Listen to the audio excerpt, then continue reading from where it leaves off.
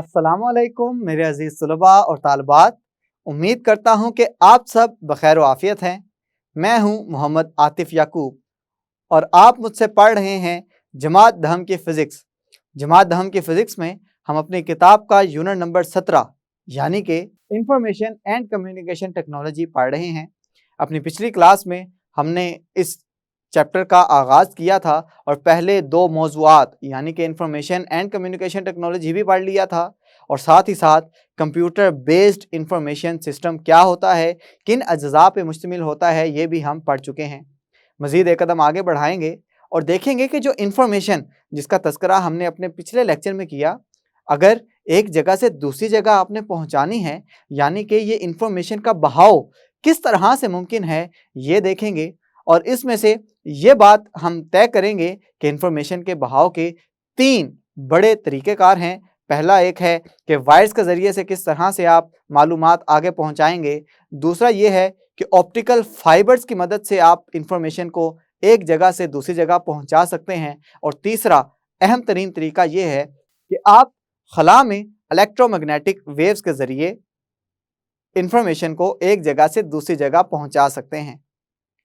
आज पहला तरीकाकार यानी कि वायर्स की मदद से आप किस तरह से इलेक्ट्रिकल सिग्नल्स को एक जगह से दूसरी जगह पहुंचा सकते हैं, ये भी हम देखेंगे। तो चलें बगैर किसी ताख़ीर के चीज़ें समझने के लिए, चीज़ों को सीखने के लिए चलते हैं अपने लाइट बोर्ड की जानिब। जी तो मेरे अजीज़ तलबा और तालबात, जैसा कि मैं आपको बता चुका हूँ लेक्चर के आगाज़ में कि हमने अपने पिछले लेक्चर में पढ़ा है कि इंफॉर्मेशन क्या है। अब अगर इंफॉर्मेशन आपको समझ आ गई है तो अब इंफॉर्मेशन को एक जगह से दूसरी जगह पहुंचाने का मतलब क्या है, यानी इंफॉर्मेशन का बहाव किस तरह से मुमकिन है। तो चलें सबसे पहले हम इंफॉर्मेशन का बहाव, इसकी तारीफ कर लेते हैं और फिर देखेंगे कि इंफॉर्मेशन को एक जगह से दूसरी जगह ले जाने के लिए यानी कि इंफॉर्मेशन के बहाव के लिए हमारे पास कितने तरीकाकार मौजूद हैं और हर तरीकाकार में क्या क्या चीज़ इस्तेमाल होती है और किस तरीक़ेकार से ये चीज़ आगे यानी कि इंफॉर्मेशन आगे की जानिब पहुंचाई जा सकती है। तो चलें इंफॉर्मेशन के बहाव की तारीफ लिखेंगे। हम कहेंगे कि इंफॉर्मेशन के बहाव से मुराद इंफॉर्मेशन को इलेक्ट्रॉनिक या ऑप्टिकल डिवाइसेस की मदद से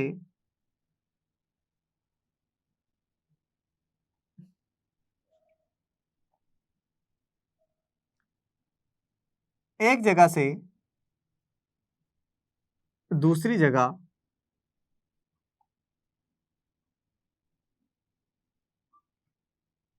पहुंचाना है।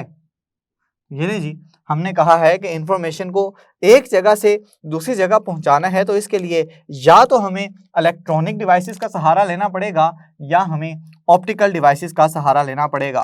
तो चलें देखते हैं कि हम इंफॉर्मेशन को एक जगह से दूसरी जगह पहुंचाने के लिए कितने तरीके अपना सकते हैं। तो हमारे पास इंफॉर्मेशन को एक जगह से दूसरी जगह पहुंचाने के लिए 3 तरीकाकार मौजूद हैं। उन तरीकाकार में से जो सबसे पहला है उसको हम कहते हैं कि बजरिया वायर्स।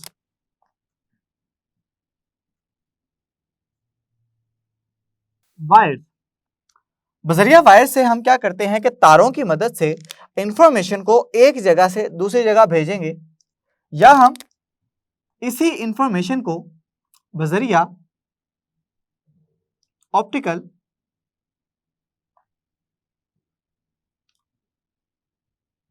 फाइबर्स एक जगह से दूसरी जगह भेज सकते हैं। और तीसरा तरीकाकार ये है कि बजरिया खला, कि हम खला का सहारा लेते हुए इंफॉर्मेशन को एक जगह से दूसरी जगह पे भेज सकते हैं। खला में आप हवा भी ले सकते हैं। बजरिया खला, तो आप सोचेंगे कि सर खला में तो कोई चीज़ ही नहीं है, तो क्या चीज़ इंफॉर्मेशन को आगे लेके जाएगी, तो उसके बारे में अभी कुछ देर में हम बहस करेंगे। तो सबसे पहले तो देखेंगे बजरिया वायर्स। वायर्स में सबसे मशहूर तरीन एग्जाम्पल, मिसाल वो है टेलीफोन की, कि टेलीफोन में आपने देखा है कि बजरिया तार आप इंफॉर्मेशन एक जगह से दूसरी जगह पहुंचाने के काबिल हो जाते हैं।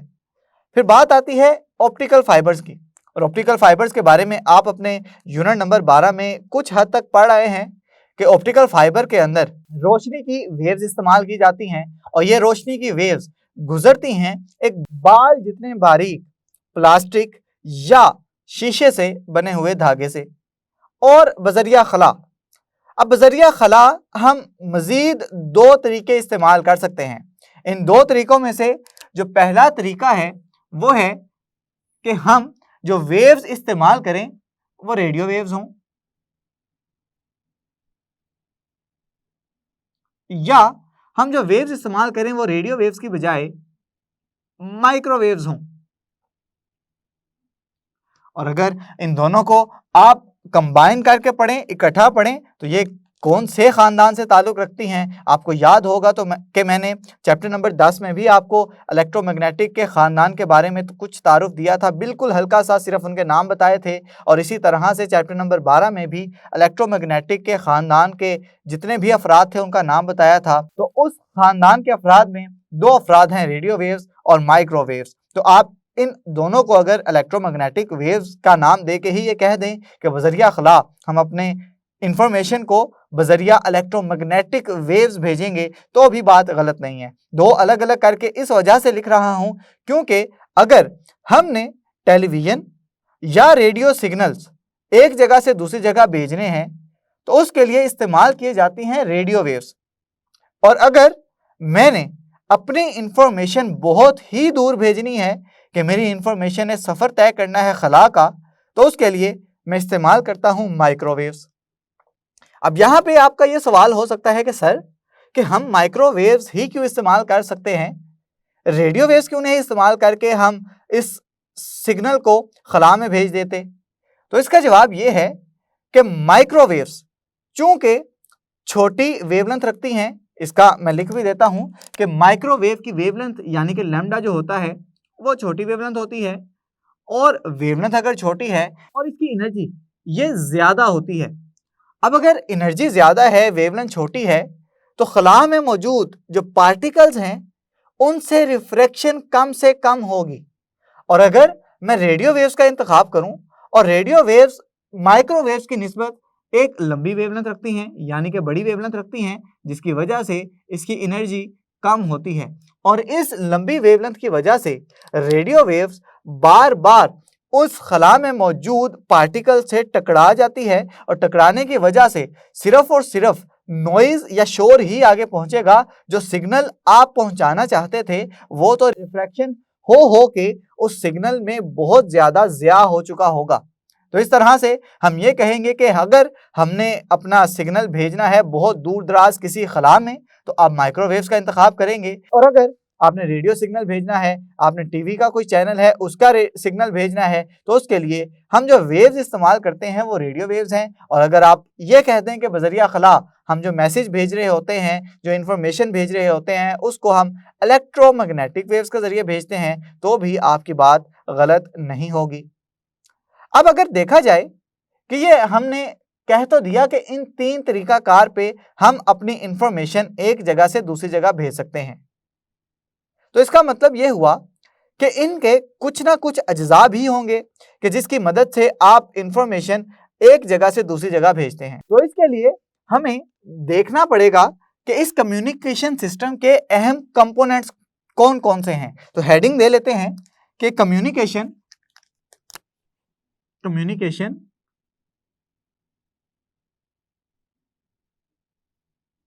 सिस्टम के अहम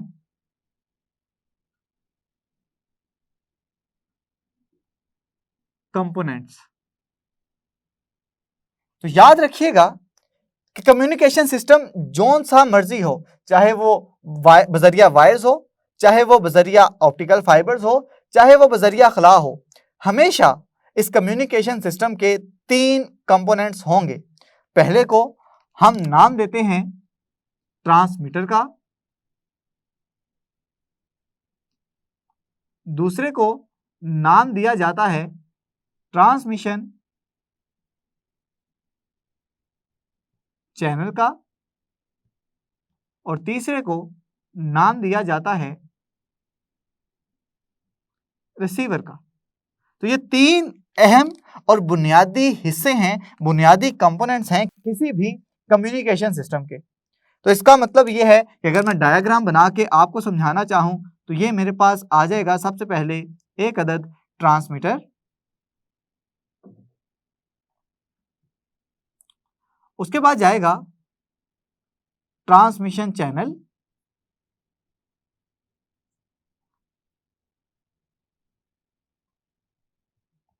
और सबसे आखिर पे रिसीवर, जो कि इस सिग्नल को रिसीव करेगा, वसूल करेगा। तो ये ले जी, मैंने इस कम्युनिकेशन सिस्टम के तीन जो बुनियादी कंपोनेंट्स हैं वो बना दिए हैं।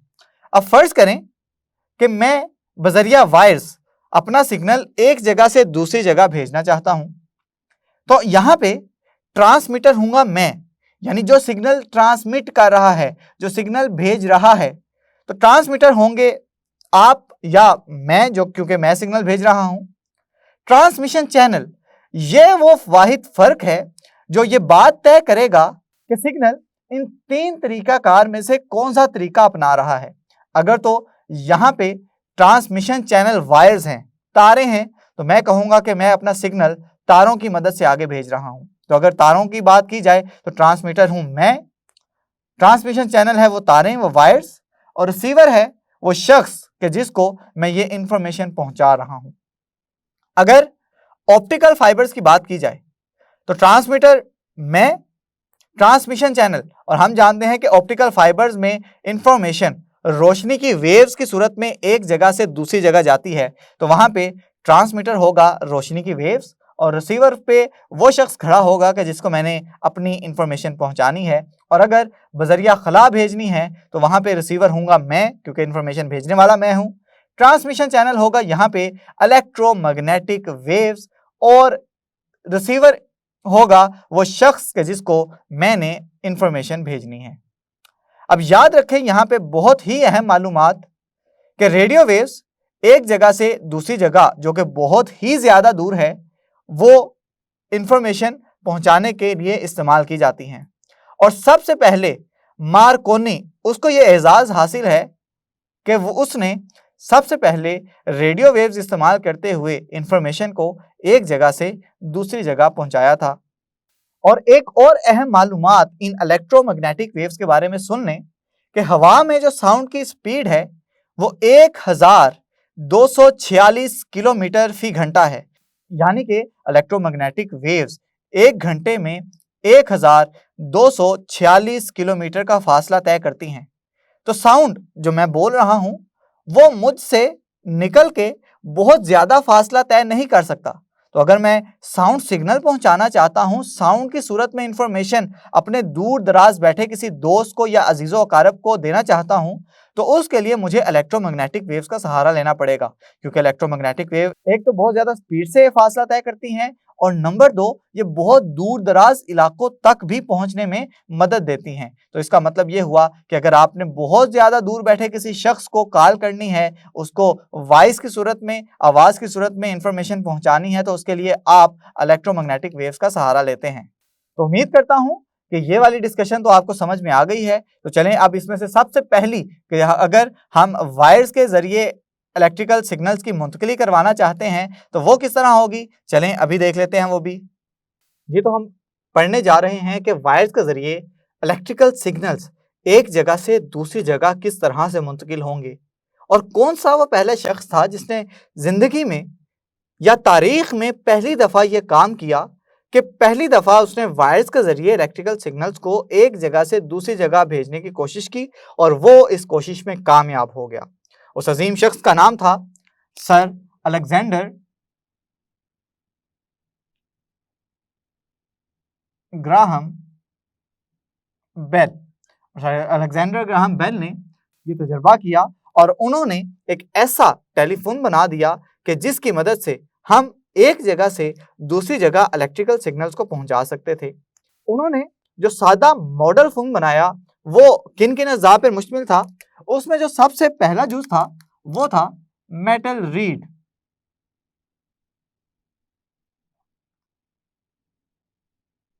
इसके अलावा मौजूद था डायाफ्राम,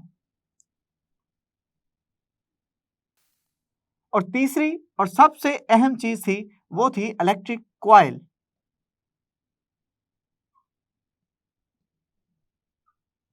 अब ये जो टेलीफोन आपने देखे होंगे, जिनको आप पीटीसीएल या लैंडलाइन टेलीफोन के नाम से जानते हैं, वो इससे कुछ अलग नजर आने वाला फोन था। उसमें सिर्फ और सिर्फ एक माउथ पीस होता था और एक एयर पीस होता था, और ये दोनों कनेक्टेड होते थे एक अदद वायर के जरिए से।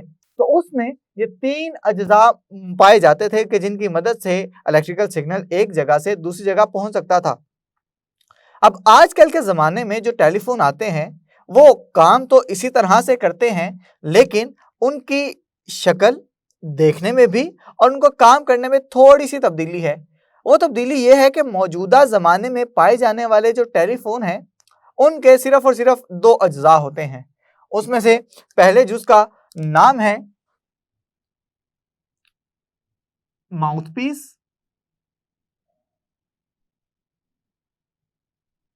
और दूसरे जिसका नाम है ईयरपीस।